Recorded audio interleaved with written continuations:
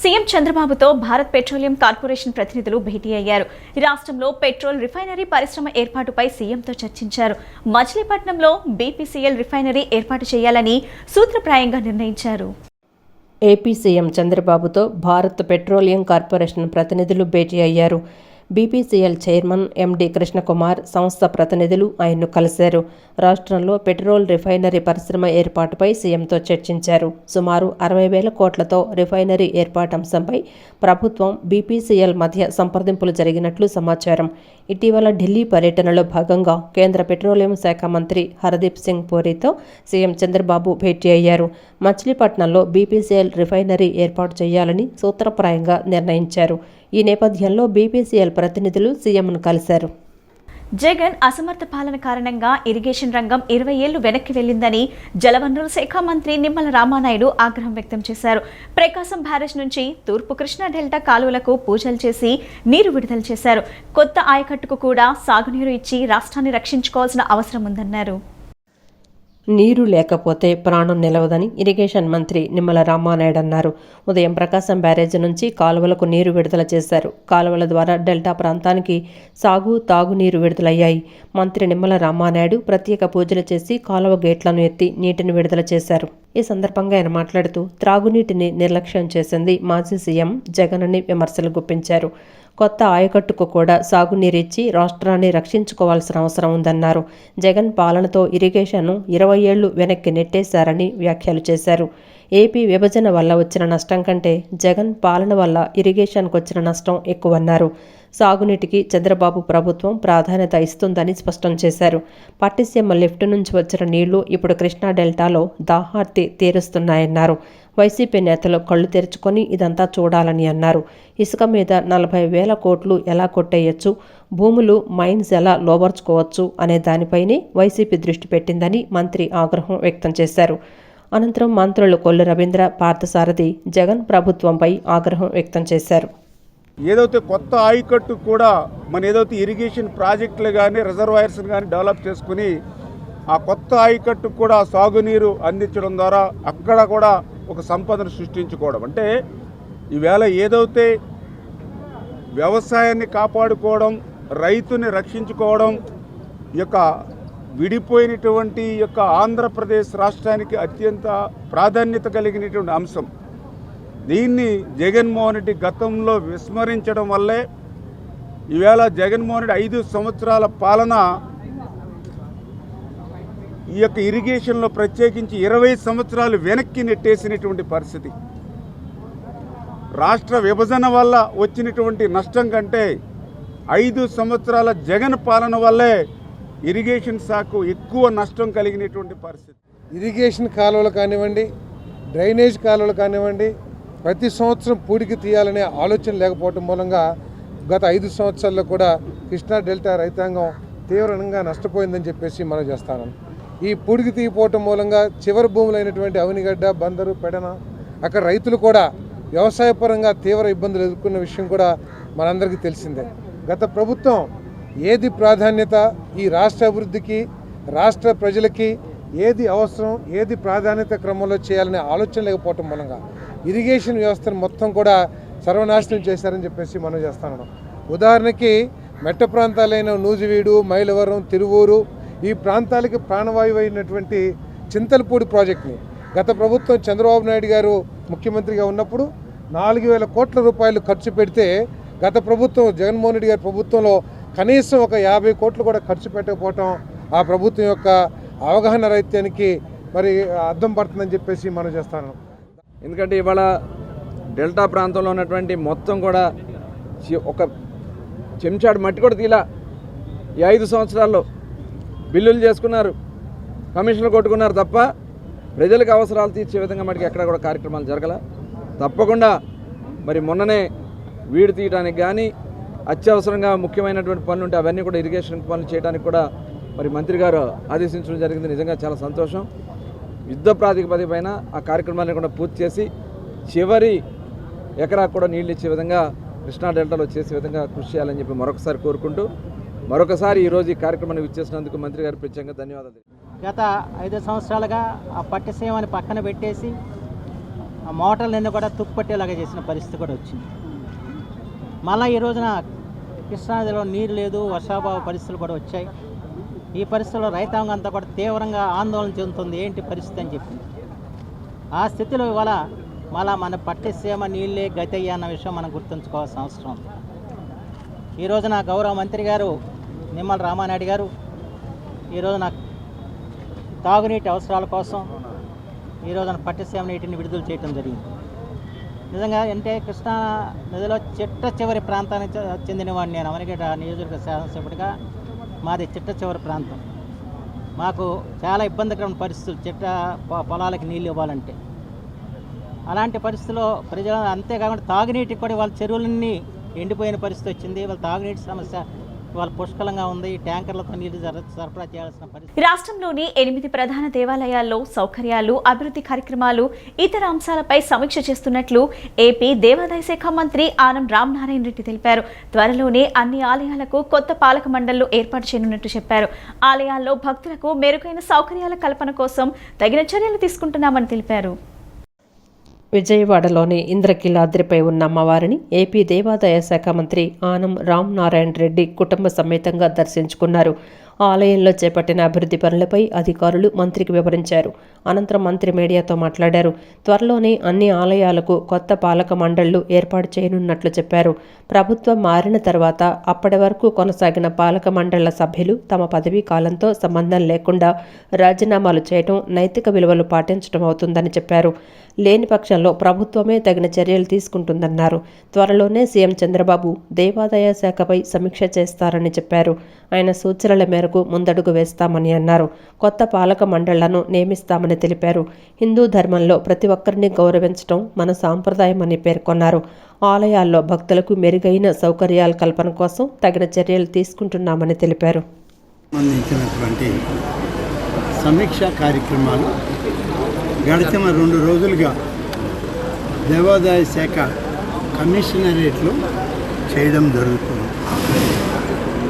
నిన్న ప్రధానమైన 7 ఆలయాలు మన రాష్ట్రంలో ఉన్నాయి. అందులో శ్రీ దుర్గా మల్లేశ్వరి స్వామి ఆ తల్లి యొక్క ఆలయాన్ని కూడా కొంతవరకు వివరాలన్నీ తెలుసుకోవడం జరిగింది. ఈరోజు కుటుంబ సమేతంగా అమ్మవారిని దర్శించుకోవాలని, ఆమె ఆశీస్సులు తీసుకోవాలని, ఆమెతోటి శివాలయానికి వెళ్ళి శివుని యొక్క ఆశీస్సులు పొందాలని మనం ఈరోజు కుటుంబ సమేతంగా మిత్రులతో కలిపి ఇక్కడికి వచ్చాము. అన్ని దర్శనాలు పూర్తిగా చేసుకుని ఆశీస్సులు తీసుకున్నాం. జరిగేటువంటి అభివృద్ధి పనుల పట్ల కూడా కొంతమేరకు ఈవో గారు, అలాగే ఇంజనీర్లు, అర్చక స్వాములు అందరూ దాని గురించి వివరించడం జరిగింది. కొన్ని పనులు జరుగుతూ ఉన్నాయి, ఇంకా కొన్ని మొదలు పెట్టాల్సినవి కూడా ఉన్నాయి. ఈ జరిగేటువంటి పనులు నాణ్యతతో ఉండాలనేటువంటి దానిలో ఎక్కడ కూడా మనం రాజీ పడకూడదని చెప్పి అధికారులకు కూడా సూచించారు. ముఖ్యమంత్రి చంద్రబాబు విద్యుత్ రంగంపై విడుదల చేసిన శ్వేతపత్రం చూసి ప్రజలకు ఆశాభంగం కలిగిందని సిపిఎం రాష్ట్ర కార్యదర్శి శ్రీనివాసరావు తెలిపారు. టీడీపీ అధికారంలోకి వచ్చాక విద్యుత్ భారాలు తగ్గిస్తారు, ఏదో ఒక రకమైన సంతోషకరమైన విషయం చెబుతారని ఆశించిన ప్రజలకు నిరాశ మిగిలిందన్నారు.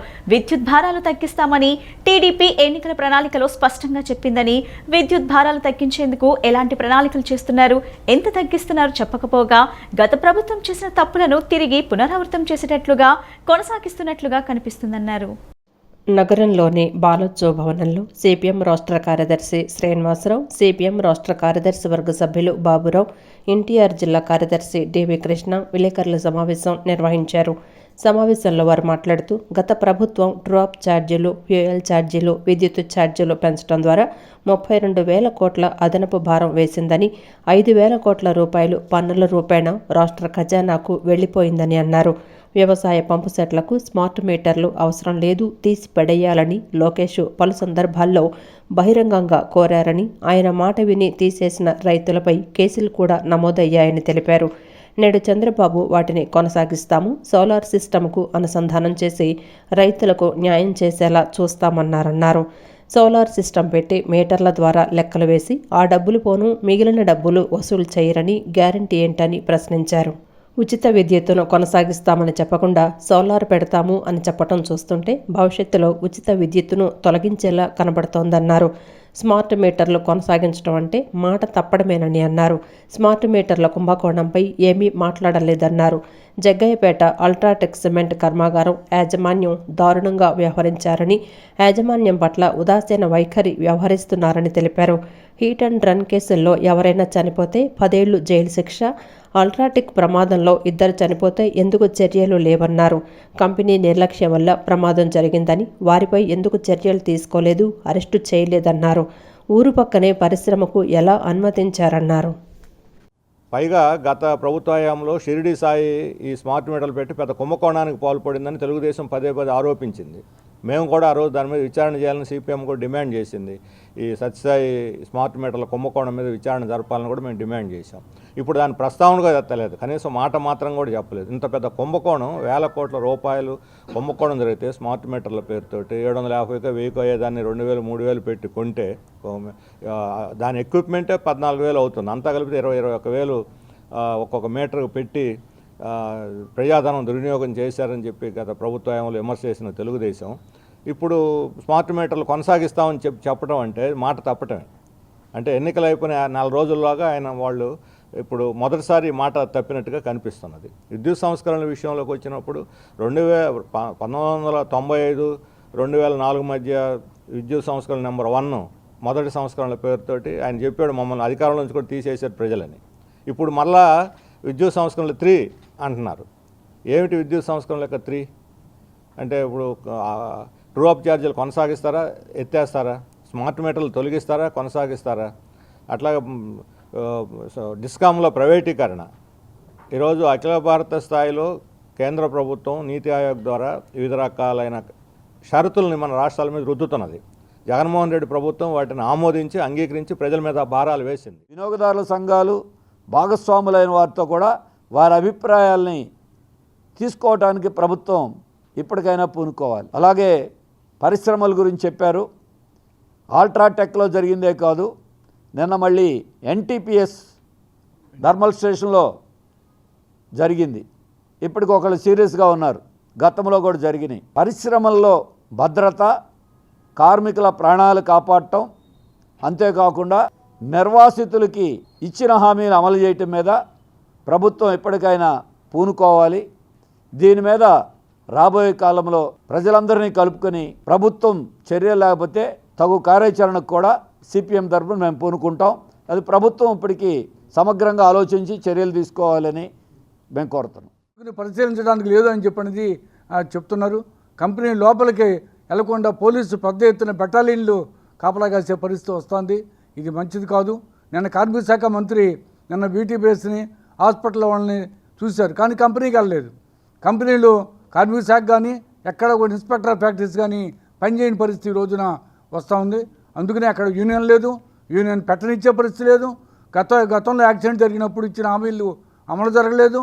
ఆ హామీలు అమలు చేసినట్టుగా అకౌంట్స్లో రాసుకున్నారు, కానీ ప్రజలకు మాత్రం ఆ హామీలు అమలు చేయలేదు, నష్టపరిహారం చెల్లించలేదు. ఇడుపులపాయ ఐఐటీలో గంజాయి కలకలంపై సమగ్ర విచారణ జరపాలని మంత్రి నారా లోకేష్ అధికారులను ఆదేశించారు. ఐఐటీలో అక్రమాలకు అడ్డుకట్ట వేయాలంటూ విద్యార్థుల తల్లిదండ్రులు అమరావతిలో నేడు జరిగిన ప్రజా దర్బార్లో మంత్రి లోకేష్ను కలిశారు. ఐఐటీలో సమస్యను పరిష్కరించి విద్యార్థుల భవిష్యత్తును కాపాడతానని లోకేష్ భరోసా ఇచ్చారు. ఇడుపులపాయ ఐఐటీలో గంజాయి కలకలం రేగింది. దీనిపై విద్యాశాఖ మంత్రి నారా లోకేష్ తీవ్ర ఆగ్రహం వ్యక్తం చేశారు. గంజాయి కలకలంపై సమగ్ర విచారణ జరపాలని అధికారులకు ఆదేశించారు. గంజాయిని ప్రోత్సహించే వారిపైన కఠిన చర్యలు తీసుకోవాలని స్పష్టం చేశారు. ఐఐటీలో అక్రమాలకు అడ్డుకట్ట వేయాలంటూ విద్యార్థుల తల్లిదండ్రులు అమరావతిలో నేడు జరిగిన ప్రజా దర్బార్లో మంత్రి లోకేష్ను కలిశారు. తమ పిల్లలను చేర్పించి నష్టపోతున్నామంటూ వారు వాపోయారు. ఐఐటీ క్యాంపస్ మొత్తం గంజాయికి అడ్డాగా మారిందని తెలిపారు. దీనిపై మంత్రి నారా లోకేష్ స్పందిస్తూ విద్యాలయాల్లో గంజాయి ఆనవాళ్లు లేకుండా నిర్మూలిస్తామని విద్యార్థుల తల్లిదండ్రులకు హామీ ఇచ్చారు. గంజాయి నిర్మూలనకు ఇప్పటికే ప్రభుత్వం కఠిన చర్యలు చేపట్టిందని అన్నారు. ఐఐటీలో సమస్యను పరిష్కరించి విద్యార్థుల భవిష్యత్తును కాపాడుతానని భరోసా ఇచ్చారు. నగరపాలక సంస్థ కౌన్సిల్ సమావేశంలో భూగర్భ డ్రైనేజ్, తాగునీరు సమస్యలపై ప్రధాన చర్చ జరిగింది. నగరంలో భూగర్భ డ్రైనేజ్ సమస్య తీవ్రంగా ఉందని టీడీపీ, వైసీపీ, సిపిఎం, బీజేపీ కార్పొరేటర్లు కౌన్సిల్ దృష్టికి తీసుకొచ్చారు. కృష్ణానది చెంతనే ఉన్న నగర ప్రజలకు స్వచ్ఛమైన తాగునీరు అందని పరిస్థితి నెలకొందని, కలుషిత నీటితో డయేరియా ప్రబలి ప్రజల ప్రాణాలు పోతున్నా అధికారులు తీసుకున్న చర్యలు శూన్యమని ఆగ్రహం వ్యక్తం చేశారు. నగరపాలక సంస్థ కౌన్సిల్ సమావేశం నేడు వేడిగా జరిగింది. కౌన్సిల్లో భూగర్భ డ్రైనేజీ వ్యవస్థ, త్రాగునీటి సమస్యపై ప్రధానంగా చర్చ జరిగింది.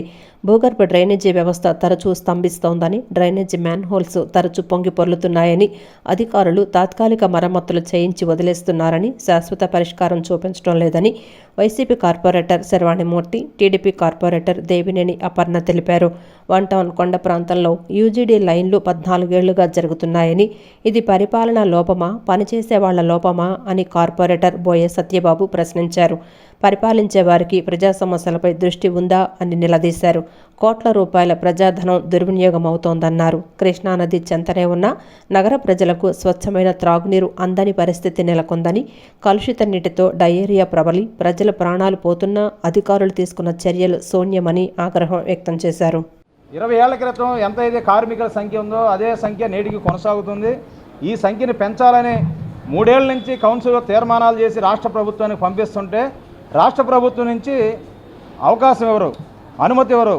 అంటే ఈ కార్పొరేషను రాష్ట్ర ప్రభుత్వం కింద బానిసగా ఉండాలనేది మేము ప్రశ్నిస్తున్నాం.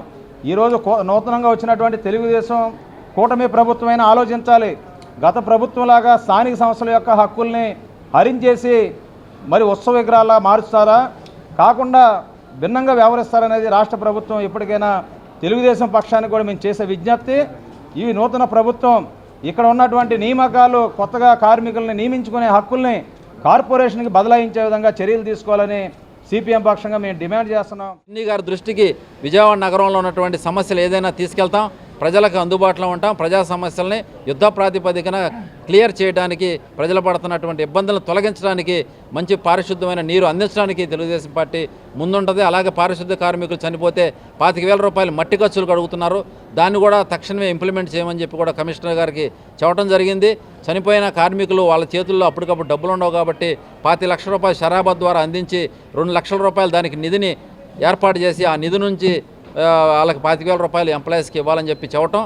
అలాగే మొన్న చనిపోయిన 10 మంది ఈ డ్రింకింగ్ వాటర్ అతిసార వ్యాధి చనిపోయిన వాళ్ళందరూ కూడా 5 లక్షల రూపాయలు ఎక్స్గ్రేషియా చెల్లించమని చెప్పి కూడా మేము తెలుగుదేశం పార్టీ తరఫున కోరటం జరిగింది.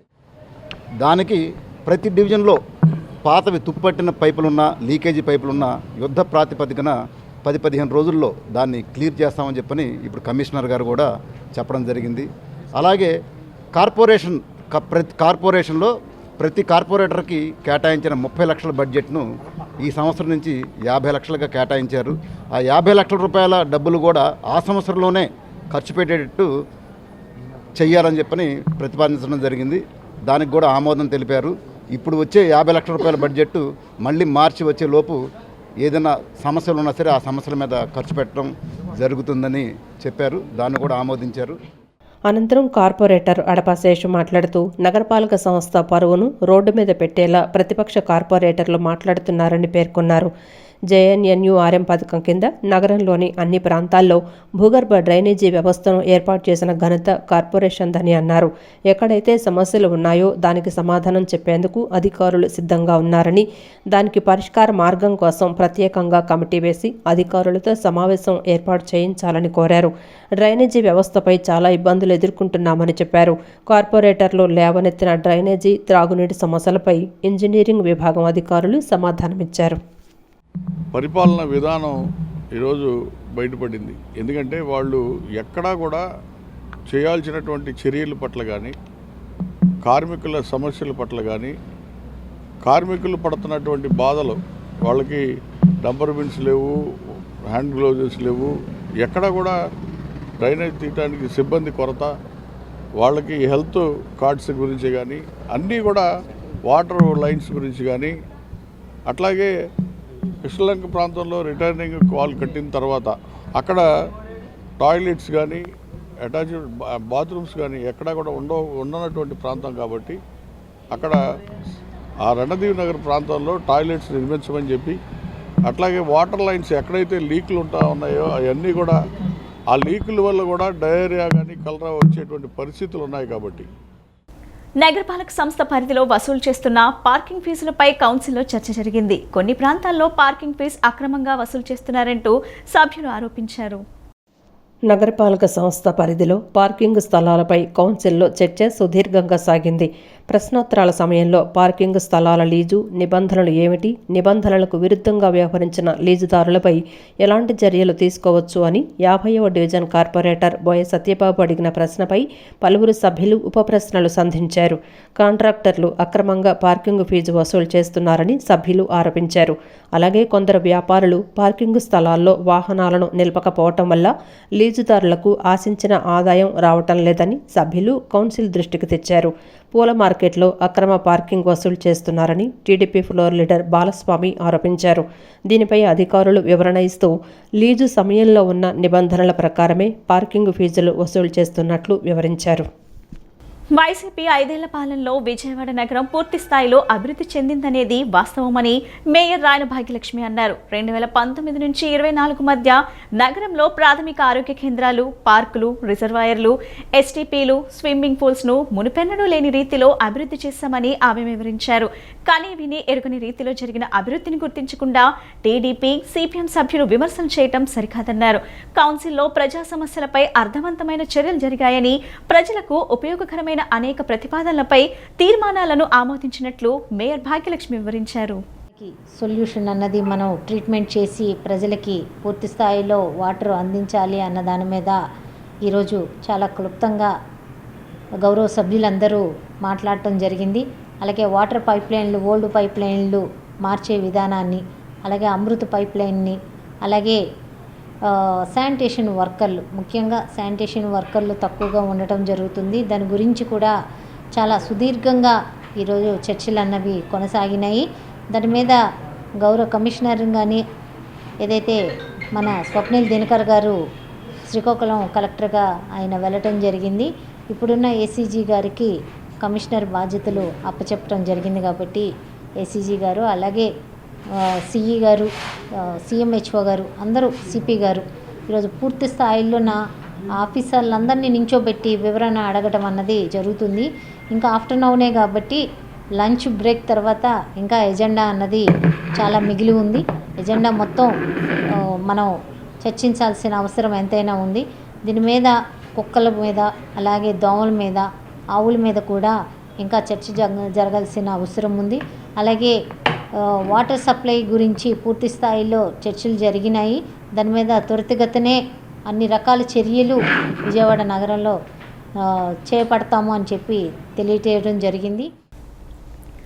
ఇస్కాన్ విజయవాడ వారు ప్రతి సంవత్సరం అత్యంత వైభవంగా నిర్వహించే దక్షిణ భారతదేశంలోనే అతిపెద్ద జగన్నాథ రథయాత్ర ఈ నెల 12వ తేదీన నగరంలో నిర్వహిస్తున్నట్లు ఇస్కాన్ విజయవాడ మందిర సహాధ్యక్షులు చక్రధారి దాస్ తెలిపారు. 12వ తేదీ మధ్యాహ్నం 1 గంట నుండి బందర్ రోడ్ డ్రీ అడ్రస్ మాల్ నుండి రథపూజ దేశ విదేశ కళాకారులచే సాంస్కృతిక నృత్య సంకీర్తనలతో ప్రారంభమవుతుందన్నారు. మధ్యాహ్నం 3 గంటల నుండి నగర వీధుల్లో రథయాత్ర కొనసాగుతుందని తెలిపారు. ఈ కార్యక్రమానికి ముఖ్యమంత్రి నారా చంద్రబాబు నాయుడు ముఖ్య అతిథిగా ఆహ్వానించగా సానుకూలంగా స్పందించారన్నారు. రామలింగేశ్వర్ నగర్ స్క్రూబ్రిడ్జి సమీపంలోని ఇస్కాన్ మందిరంలో విలేకరుల సమావేశం నిర్వహించారు. సమావేశంలో ఇస్కాన్ విజయవాడ మందిర సహాధ్యక్షులు చక్రధారిదాసు, ఇస్కాన్ మందిర సభ్యులు పాల్గొన్నారు. గత ఏడాది నిర్వహించిన రథయాత్రకు ఇండియన్ బుక్ ఆఫ్ రికార్డ్స్ సంస్థ ఇచ్చిన పత్రంతో పాటు రథయాత్ర, రథమేళాకు సంబంధించిన బ్రోచర్లు, టీషర్ట్లు, టోపీలను ఆవిష్కరించారు.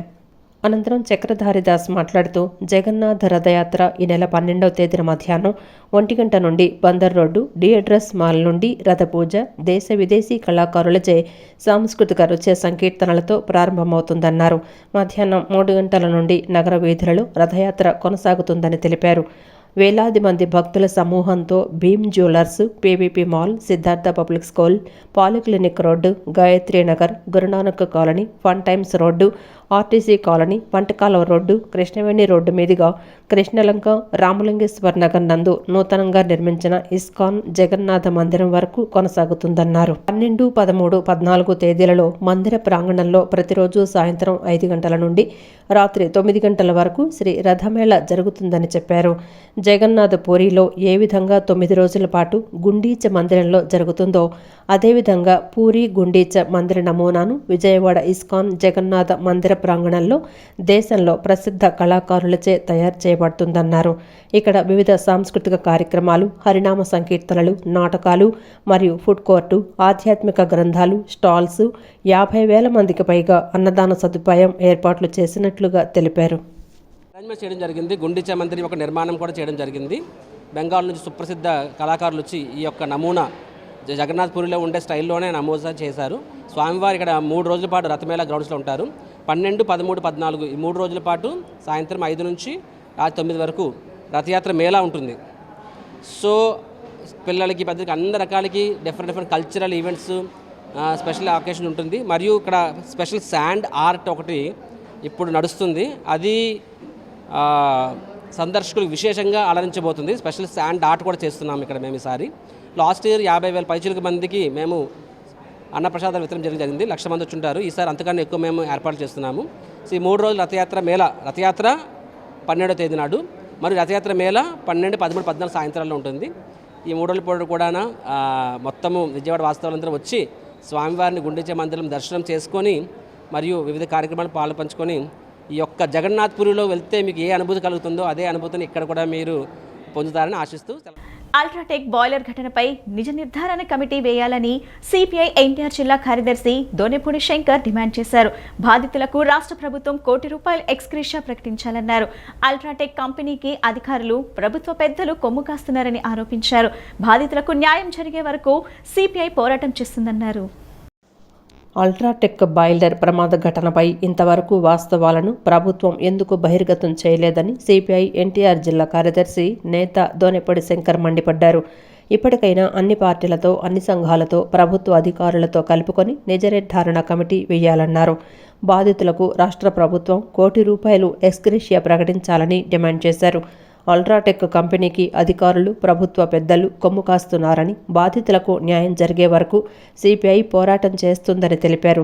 అల్ట్రాటెక్ ఘటనపై సిపిఐ జిల్లా కార్యాలయంలో దాసరి భవన్లో మీడియా సమావేశం నిర్వహించారు. ఈ సందర్భంగా ఆయన మాట్లాడుతూ, జిల్లాలో ఫ్యాక్టరీలలో 2 రోజుల కాల వ్యవధిలో ప్రమాద ఘటనలకు ప్రభుత్వానికి బాధ్యత ఉందని, పరిశ్రమలను పర్యవేక్షించాల్సిందన్నారు.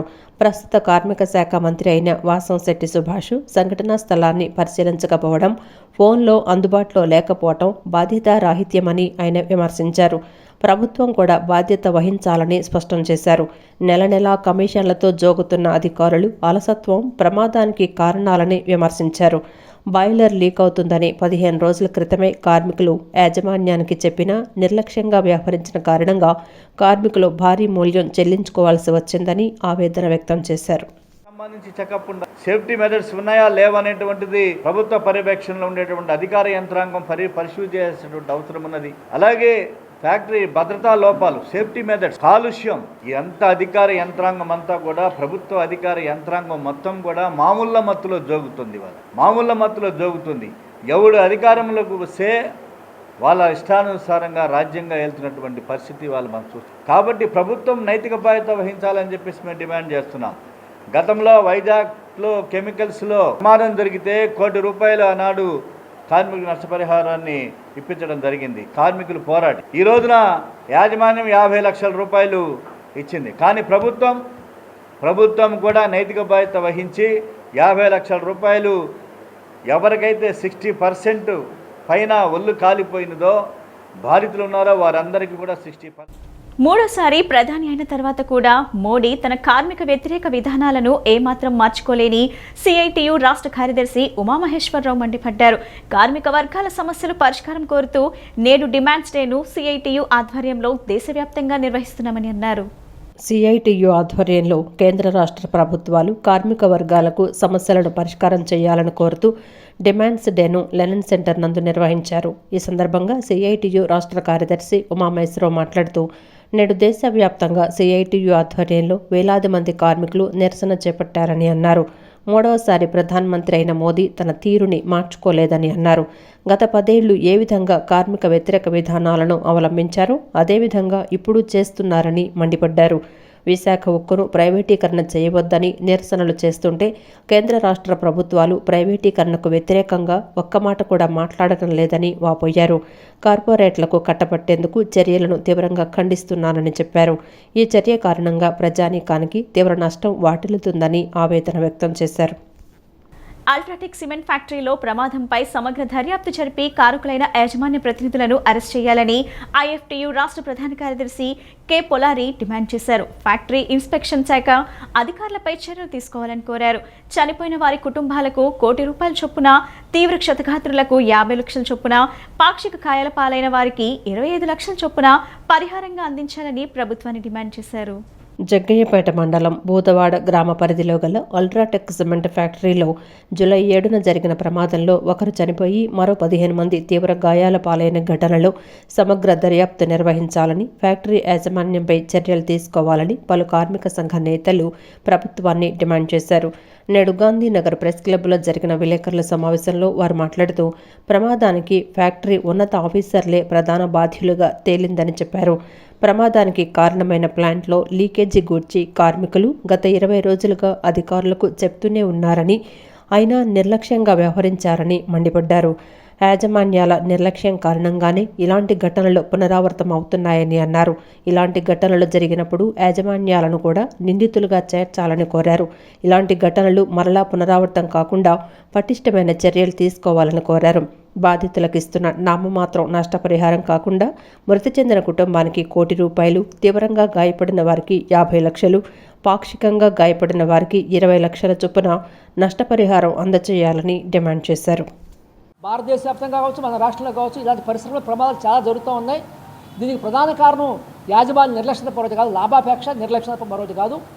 ఇవాళ ఎలాంటి ప్రమాదం జరిగినా, ఒకరు కానీ 10 మంది కానీ 20 మంది ఎంతమంది చనిపోయినా యాజమాన్యాల మీద ఎలాంటి చర్యలు తీసుకునే పరిస్థితి లేదు, కేసులు లేవు. ఇదేమాత్రం వాళ్ళు మరి మెయింటెనెన్స్ సరిగ్గా చేయని పరిస్థితి కనబడుతూ ఉంది, రక్షణ చర్యలు తీసుకోవట్లేదు.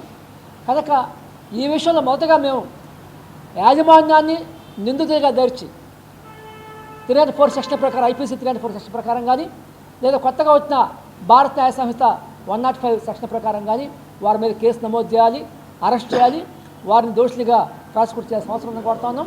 అదే రకంగా లేదు, ఇది రెండవ వైఫల్యం. వీటికి తోడు నిన్న అల్ట్రాటెక్లో జరిగినటువంటి ప్రమాదంలో ఈ ప్రభుత్వం యొక్క శకుని పాత్ర చాలా పెద్దదిగా ఉంది. సహజంగా ఎక్కడైనా ఇలాంటి కంపెనీలలో సిమెంట్ ఫ్యాక్టరీస్ కానీ లేకపోతే ఇతర కంపెనీస్ కానీ పెద్ద పెద్ద ఫ్యాక్టరీస్లో ప్రమాదాలు జరిగితే యాజమాన్యమే స్వచ్ఛందంగా ముందుకొచ్చి ఆ చనిపోయిన కుటుంబాలకు నష్టపరిహారము పద్ధతిగా చెల్లించడము, వాళ్ళ కుటుంబాల్లో ఒకరికి ఉద్యోగాలు ఇవ్వడము, క్షతగాత్రులకు సరైనటువంటి వైద్య సదుపాయం కార్పొరేట్ హాస్పిటల్స్ పంపించి చేపించేటువంటి ఏర్పాటు ఉంటుంది. కానీ ఇక్కడ అవన్నీ ఏమీ జరగకుండా, ప్రజల నుంచి కార్మికుల నుంచి ఆందోళన రాకుండా, వ్యతిరేకత రాకుండా ప్రభుత్వాధికారులు పోయి పరిశీలన చేసి భవిష్యత్తులో ఇలాంటి జరగకుండా చూడడానికి అవకాశం లేదు. ఈ బులెటిన్ ఇంతటితో సమాప్తం. తిరిగి మరో బులెటిన్ కలుద్దాం. నమస్కారం.